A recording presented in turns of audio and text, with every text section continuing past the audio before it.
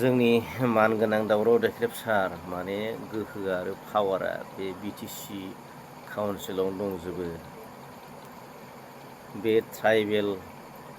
बेल and block नङा होमबा 47 थाना बेसेबांबा ट्राइबेल बेल एन्ड ब्लक दं। जेरै उदालगुरिनिफ्राय लानानै क'क्राझार उदालगुरि धुबुरि बेनिफ्राय मा जायगा दंमोन आरो लखिमपुर। दा बिदिनो 47 थाना मा ट्राइबेल बेल एन्ड ब्लक दङ। बेफोरखौ प्रटेकसन होनो थाखाय बेफोरखौ प्रिजार्भ खालामनो थाखाय माने गासिबो गोहो आरो पावारा माने बिटिसि काउन्सिलाव दंजोबो। दावराव देख्रेबसार दा नैबेखौ माने बेफोरखौ बर'नि हा लेन्डखौ प्रटेकसन खालामनो थाखायनो बर'नि राव हारिमु थुनलाइ थामोनथा रैखाथि सिनायथिखौ प्रिजार्भ खालामनो प्रटेकसन खालामनो थाखायनोथ' नैबे बिटिसि काउन्सिलखौ सोरजिनाय जादों। भारतनि कनस्टिटिउसननि भारतनि संबिजितनि सिङाव माने 6 सिडिउलनि आन्दाराव नङा होमबा बिटिसिखौ सोरजिनाय जादों। माने एकदम 100% माने प्रिजार्भ आरो प्रटेकसन खालामनो थाखाय पावाराथ' गासिबो दंजोबो जोंहा बिटिसि गभार्नमेन्टआवनो दंजोबो। नोंथाङा मेम'रेन्डाम होबाय थादों बियो जोबोद बाख्नायथावना आरो गनायजाथावना। नोंथाङा लिगेलि खोथाखौथ' बुंगासिनो दं। नोंथाङाथ' लिगेलि खोथाखौ बुंगासिनो दं। नाथाय बाथ्राया ओरैबायदि माने बे माने साननैसोआवनो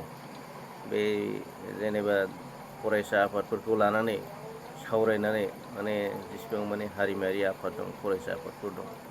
बेखौ लोगोआव लानानै माने बावैसो बे साननैसोनि गेजेरावनो माने बेखौ माने जेसेबांनो इलिगेलि माने इनक्रचमेन्ट जागासिनो दं नङा होमबा माने अबैध भाबै माने जोंनि ट्राइबेल बेल एन्ड ब्लकआव इनक्रचमेन्ट जानानै दङ जेसेबां माने दा बेखौ बे साननैसोनि सिगाङावनो माने एसे होस्रांनांगोन। मानगोनां जा दावराव देख्रेबसार बिराद मोजां जादों नोंथाङा जे मेम'रेन्डाम होगासिनो दं। नङाब्लाथ' बै समाव आरो 2030 बिटिसि इलेक्सन खाथि खाथि सफैब्ला आरो बे ओरै इउपिपिएल आरो बिपिएफ जालायगोन ना अब्लाथ' नोंसोरो एबसुखौ रायनो हानाय नङा रायनो मोननाय नङा ना नङा होमबा एबसुखौ रायनांगोन ना बै समाव 2030 माने बिटिसि इलेक्सननि सिगांथ' एकदम एबसुखौ रायनांगोन ना नैबे साननैसो सिगाङावनो जा हायो आरो ना माने फरायसा आफादफोरखौ लानानै माने बेखौ होस्रांनो थाखाय जेनेबा होस्रांनो नाङा होस्रांनोथ' गोनांथि गैया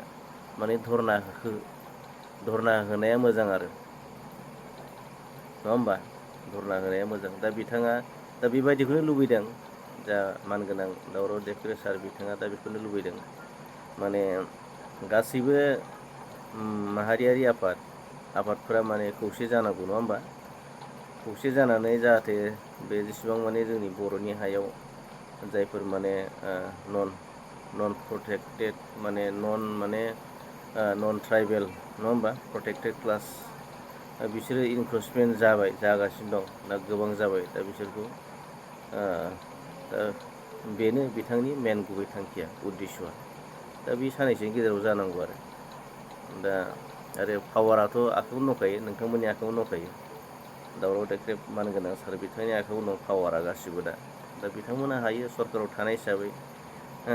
सरकारानो बिथांमोननि दा बिथांमोना हायो खामानिखौ मावनो थ' बिराद मोजां जादों आरोना बे समावनो सम माने नङाब्ला आरो बै 2-3 बोसोरनि उनाव आरो बे एखे समयसायानो जालायगोन नङा होमबा बैयाव राजखान्थि खालामनांगौ नङा होमबा बै समाव आरो एसे नांलायफ्लानांगौ नङा होमबा सोरखौबा माने बुंफ्लानानै क्रिटिसाइज खालामफ्लानानैथ' देरहानांगोन ना माबायाव फैनांगोन नङा होमबा दा बेनो सुबिदा आरो नैबेनो सुबिदा बेनो चान्स थ' नोंथाङा जि इनिसियेटिभ लादों थांखि लादों जोबोर मोजां जादों बे समाव नोंथांखौ नोंथांनिसिम साबायखर बावगोन आरो नोंथांनि मावथि सोद्रोमा मेम्बारफोरनिसिम साबायखर बावनाय जासिबाय आरो गोजोन्थों। बेथ' माने जोंनि थाखाय एखेबारे खोब गिदिर बाथ्रा बियो गभर्नमेन्टआ जुदि जोंनि न्याय दाबिखौ मानियाब्ला जोंनि थैनाय बाथ्रा बियो जोंनि भबिष्यतनि बाथ्रा जोंनि हायानो उद्धार जाब्ला जोंनि हायानो थालाब्ला होमब्लालाय जोंनि भबिष्यतआ मा थागोन दा गथिखे जोंनि एकमात्र अल्टारनेटिभा जागोन माने संग्राम खालामनाय आन्दलन खालामनाय बेनो जोंनि अल्टारनेटिभ माने जोंनि बेबस्था जागोन जोङो मेम'रेन्डाम होदों अनेकबार होबोबाय आरो जों मेम'रेन्डाम होनायनि उनाव जुदि गभर्नमेन्टआ खुनु माने खोनासङाब्ला खुनु दायित्व लायाबा जों आन्दलन खालामगोन आरो रायजो राजाखौ जों बयखौबो खावलायगोन जाहाथे बयबो जाहाथे जोंनि आन्दलनाव जाहाथे ओंखारबोयो जों बेखौ बयखौबो खावलायगोन दिनै जोङो क'क्राझार जिल्ला बेंगिरि खाथियाव गांसे मेम'रेन्डाम फैदों जे बिथांनि गेजेरजों जाहाथे आसामनि गिबि मन्थ्रि मानव गेदेर chief minister doctor Himanta Biswa शर्माया जोंनि मेम'रेन्डामखौ रिसिभ खालामो दा बिथांनि गेजेरजों जों गांसे मेम'रेन्डाम होनाय जाबाय मेम'रेन्डामनि थांखिया बेनो जे जोंनि बिटिसिआव इसिबां एनक्ल'जार्स दं बे एनक्ल'जार्सफोरखौ होखारनांगौ ट्राइबेल बेल्टआव जायफ्रा इलिगेल भाबै हाबनानै दङ बे इलिगेल भाबै हाबनानै थानाय एनक्ल'जार्सफोरखौ होखारनानै ट्राइबेल बेल्टनि हाखौ उदां खालामनांगौ आरो ट्राइबेलनि हाखौ ट्राइबेलनो रानना होफिननांगौ बे दाबिखौ लानानै जोङो माने गांसे मेम'रेन्डाम जोङो चिफ मिनिस्टारनो हरनाय जाबाय दा जोङो गिबियावनो आसामनि गिबि मन्थ्रि चिफ मिनिस्टारखौ जोङो धन्यबाद होयो बिथाङा गोदानै सायख'जानानै चिफ मिनिस्टार जाफिननायनि उनाव जे थाबैनो जे आगोलाव गाव खोथा होनाय बायदि जेसेबां गभर्नमेन्ट हायाव इलिगेल एनक्ल'जार दं बेखौ गावनि जायगायाव जे इभिक्सन खालामबाय होखारबाय बेनि थाखाय जोङो बिथांखौ धन्यबाद होयो दा जों बे एखे लाइनावनो मावनो थाखाय जों बिथांखौ बिटिसि एरियायावबो इभिक्सन स्टार्ट खालामनो थाखाय जों बिथांखौ खावलायदों बिथाङा जाहाथे बिटिसि एरियायावबो जेसेबां इलिगेल एनक्ल'जार दं ट्राइबेल बेल्टआव बेखौ होखारो जों बेखौ बिथांखौ खावलायहरदों दा दिनै बिटिसिआव गासै 3,49,505 बिगा हा दिनै गुबुन हारिनि ट्राइबेल नङै नन प्रटेक्टेड क्लासनि मानसिया ट्राइबेलनि हाखौ दखल खालामनानै दङ दा बिनि गेजेराव आं बबे जिल्लायाव बेसेबां हा आवग्रिना लादों बेखौ आङो बिटिसिनिफ्राय जों जायनाखि आरटिआइ खालामना मोननाय बे मोननाय रेकर्डखौ आङो दिनै खोन्थानो सानदों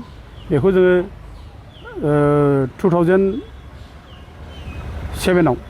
जों बे माबाखौ आरटिआइखौ जों खालामना लादों दा गासै 3,49,505 बिगा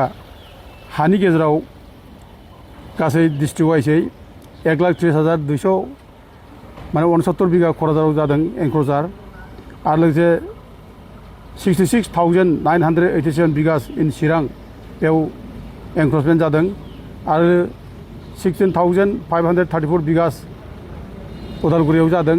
ओमफ्राय 1,35,715 बिगास इन बाक्सा डिस्ट्रिक्ट बेयाव जादों दा गथिखे बेसेबां इलिगेल एनक्ल'जार्स माने जादों बेफोरखौ होखारनांगौ जों दाबि खालामो आरो जों जुदि बेखौ होखारनो हायाबा जोंनि आबै आबौमोनहा जोंनो जे हा होलांबाय बे हाया जोंनि मेगनावनो गोमोरलांसिगोन जों बेखौ दिनै मिथिनो मोन्दों दिनै जेराव माने लाख लाख बिगा हाया दिनै मालाया दखलाव दंब्ला दिनै बिसोरनि जनसंख्यायाबो बारायगासिनो दं गुबुन हारिनि जनसंख्याया बारायगासिनो